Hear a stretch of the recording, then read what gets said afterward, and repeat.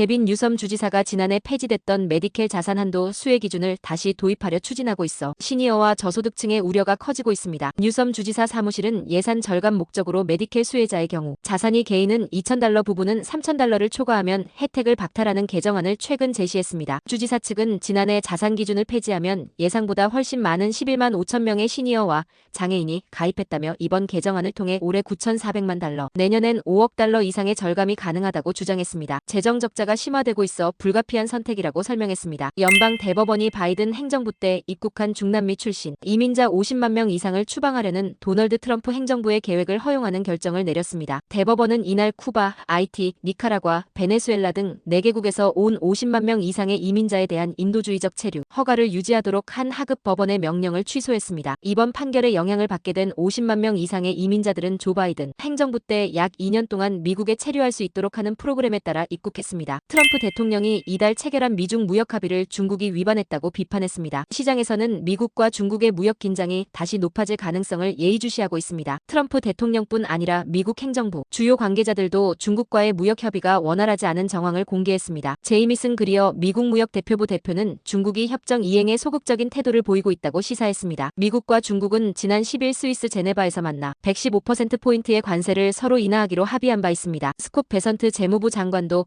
미중 후속 협의가 다소 교착 상태에 있다고 말했습니다. 미중 무역 합의 이후 완화됐던 두 나라 사이의 긴장은 최근 잇따른 조치로 다시 높아지는 분위기입니다. 연방항소법원이 트럼프 행정부의 요청을 받아들여 하급심에서 무효가 된 상호관세 등의 효력을 일시적으로 되살리는 결정을 내렸습니다. 최소한 다음 달 9일까지는 유효하며 이후 항소법원은 1심 판결의 효력을 장기적으로 정지할지 여부를 다시 판단하게 됩니다. 앞서 연방국제통상법원은 트럼프 대통령이 지난 4월 2일 해방의 날 발표한 상호관세 등의 발효를 차단하는 결정을 내렸습니다. 재판부는 미국 헌법은 대통령이 아닌 의회에 과세 권한을 부여했으며 이는 미국 경제를 보호하기 위한 대통령의 비상권한으로도 뒤엎을 수 없다며 이처럼 결정한 바 있습니다. 한국 뉴스입니다. 이틀 동안 치러진 대통령 선거 사전투표가 마무리됐습니다. 평일이었는데도 지역별로는 전남이 56.50%를 기록하며 가장 높았는데 지난 대선보다 5.05%포인트 올랐습니다.